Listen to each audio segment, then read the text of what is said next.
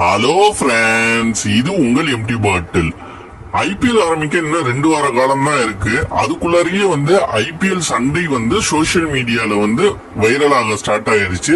இதுக்கு ஒரு முக்கிய காரணம் பாத்தீங்கன்னா சன் டிவி நிறுவனம் வைத்திருக்கும் டீம், ஓன் பண்ணியிருக்கிற டீம் சன்ரைசர்ஸ் ஹைதராபாத். இவங்க சிஎஸ்கே மேனேஜ்மெண்ட்டுக்கு எதிராக ஒரு 1 crore லா சூட் கேஸ் ஃபைல் பண்ணிருக்காங்க. காரணம் சிஎஸ்கே தொடர்ந்து இன்ஸ்டால சன் பிக்சர்ஸ் தயாரித்த படங்களுடைய பாடல்களை போட்டு ரீல்ஸ் போடுறத, உதாரணத்துக்கு ஜெயிலர், கூலி, நாளைக்கு வரும் ஜெயிலர் 2, இந்த மாதிரி எல்லா சாங்ஸையும் இவங்க பயன்படுத்துறதா அவங்க கேஸ் கொடுத்திருக்காங்க. இன்ஃபேக்ட் நீங்க பாத்தீங்கன்னா ரீல்ஸ் தெரியும், தோனிக்கு ஒவ்வொரு வருடமும் அவங்க ஏதாவது ஒரு ட்ரெண்ட் ஆயிட்டு இருக்கிற சாங் டிஜி போட்டு என்ட்ரி கொடுக்கறதும், கிரவுண்ட்ல இன்ஸ்டாலையும் அதை ரீல்ஸ் போட்டு வைரல் ஆக்குறதும் எப்போதும் சிஎஸ்கே நிறுவனம் பண்ணக்கூடிய ஒரு விஷயம் தான்.